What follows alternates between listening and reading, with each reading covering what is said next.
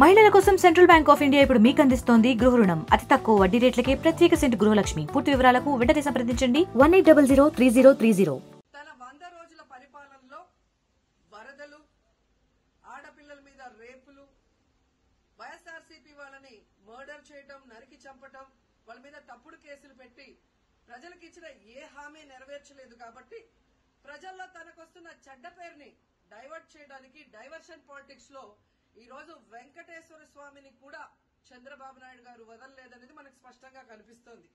ఎందుకంటే ఆయనకి ఎప్పుడు అలవాటు, ఎప్పుడెప్పుడు ఆయనకి చెడ్డ పేరు వస్తుందో అప్పుడు ఏదో ఒక ఇష్యూని ఆయనే క్రియేట్ చేస్తాడు. దాన్ని తన వర్గీయులతో పబ్లిసిటీ చేయటం, దాని మీద డిస్కషన్ చేసి ఎదుటి వాళ్ళ మీద నిందలు వేయటం ఆయనకు అలవాటే. కానీ ఈ రోజు మీరు చూస్తే సాక్షాత్తు టీటీడీలో తిరుమల లడ్డూ మీద ఇంత దిగజారుడుతనంగా చంద్రబాబు నాయుడు గారు మాట్లాడతారని ఎవరు ఎక్స్పెక్ట్ చేయలేదు. ఈ రోజు ఆయన మాట్లాడాక ప్రతి ఒక్కరు కూడా చీకొట్టడం మనం గమనిస్తూనే ఉన్నాం. ఎందుకంటే సాక్షాత్తు చంద్రబాబు నాయుడు గారి కొడుకే చెప్పాడు టీటీడీలో ముఖ్యమంత్రికి ఎటువంటి సంబంధం ఉండదు అని.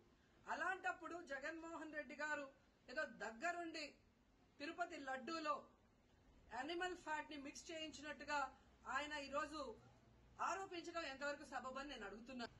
ఒక్కసారి మీరు గమనించండి, చంద్రబాబు నాయుడు గారు ముఖ్యమంత్రి అయిన తర్వాత జూన్ 21వ తేదీ ఈవోగా శ్యామలరావు గారు మరి అక్కడికి రావడం జరిగింది.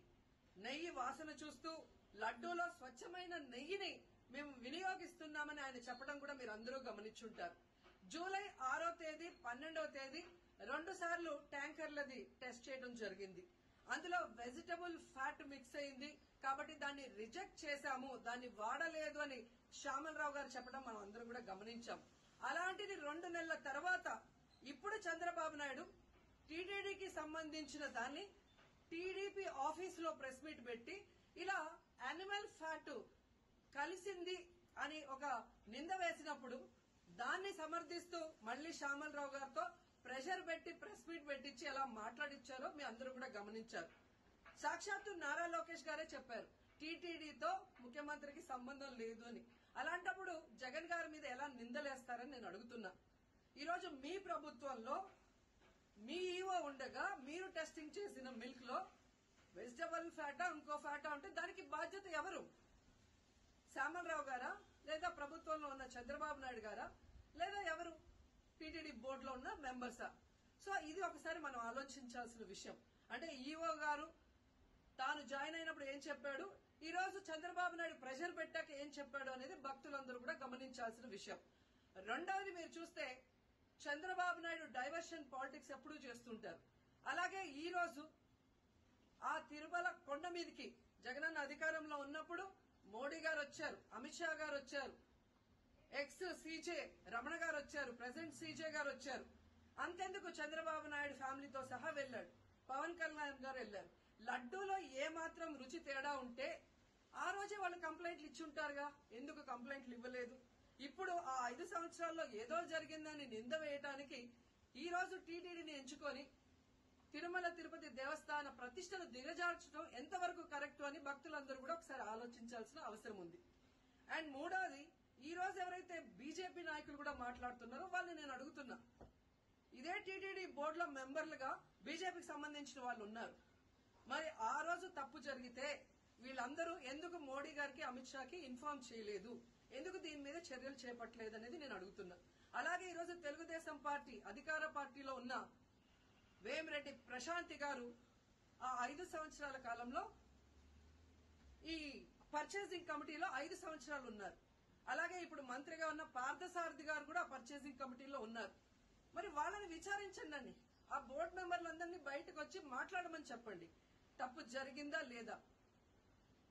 ఈరోజు ఇంతమంది గొప్ప గొప్ప వాళ్ళు తిరుమలకు పోయి లడ్డు తిన్నా జరగని తప్పు వాళ్ళ పర్చేస్ కమిటీలో ఉన్న వాళ్ళు జనసేన పార్టీ తెలుగుదేశం పార్టీలో చేరిన వాళ్ళని మాట్లాడకుండా కేవలం జగన్ గారిని టార్గెట్ చేసి మాట్లాడటం చూస్తే రాజకీయ లబ్ధి కోసం తిరుమల పవిత్రను భ్రష్టు పట్టిస్తూ ఈరోజు చంద్రబాబు నాయుడు చేస్తున్న నీచ నికృష్ట రాజకీయాలు అందరూ కూడా గమనించి ఆ చంద్రబాబు నాయుడికి బుద్ధి చెప్పమని కోరుకుంటున్నా.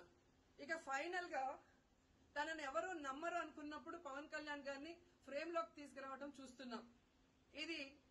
ఇది కూడా మనం అందరూ కూడా గమనించాలి. ఎందుకంటే ప్రాయశ్చిత్త దీక్ష చేస్తున్నానని పవన్ కళ్యాణ్ అంటున్నారు. ప్రాయశ్చిత్త దీక్ష ఎవరు చేస్తారు? తప్పు చేసిన వాళ్ళు చేస్తారు. అంటే చంద్రబాబు నాయుడు తప్పు చేశాడు, ఇది అబద్ధం, ఈ లడ్డూలో కల్తీ జరగలేదు, ఇది నాకెక్కడొచ్చి ఆ పాపం చుట్టుకుంటుందన్న భయంతో పవన్ కళ్యాణ్ ప్రాయశ్చిత్త దీక్ష చేస్తున్నారనేది ఈ రోజు మాకు అందరికీ అర్థమవుతున్న విషయం. ఎందుకంటే ఈ రాష్ట్రంలో తిరుమల కొండ మీద 1000 కాళ్ల మండపాన్ని కొట్టేసింది చంద్రబాబు నాయుడు. దుర్గా గుడిలో క్షుద్ర పూజలు చేయించింది చంద్రబాబు నాయుడు. విజయవాడలో 25కు పైగా పవిత్రమైన దేవాలయాల్ని కూర్చింది చంద్రబాబు నాయుడు. పూజల్లో బూట్లు వేసుకొని పూజలు చేస్తూ అన్ని తొక్కేసింది చంద్రబాబు నాయుడు గారు. ఇలాంటి చంద్రబాబు నాయుడు కోసం ఎన్ని ప్రాయశ్చిత్త దీక్షలు చేసినా ఆయనైతే దేవుడు క్షమించడు, అలాగే హిందువులు కూడా చంద్రబాబు నాయుడిని క్షమించరు. ఆ పాపం నుంచి తప్పించుకోవడానికి పవన్ కళ్యాణ్ చేస్తున్న ఈ 11 రోజుల ప్రాయశ్చిత్త దీక్ష పవన్ కళ్యాణ్కి మాత్రమే పనికొస్తుంది. కాబట్టి ఇకనైనా తిరుమల తిరుపతి దేవస్థానాన్ని అడ్డం పెట్టుకుని జగనన్న మీద దుమ్మెత్తి పోసే కార్యక్రమాల్లో ప్రతిష్టగా దిగజారిస్తే తిరుపతి అమ్మాయిగా నేను ఊరుకునేది లేదని కూడా ఈ సందర్భంగా తెలియజేసుకుంటున్నాను. మరిన్ని వీడియోస్ కోసం ఛానల్ ని సబ్స్క్రైబ్ చేయండి, లేటెస్ట్ అప్డేట్స్ కోసం వాట్సాప్ ఛానల్ ని ఫాలో చేయండి అండ్ లింక్ డిస్క్రిప్షన్ లో ఉంది.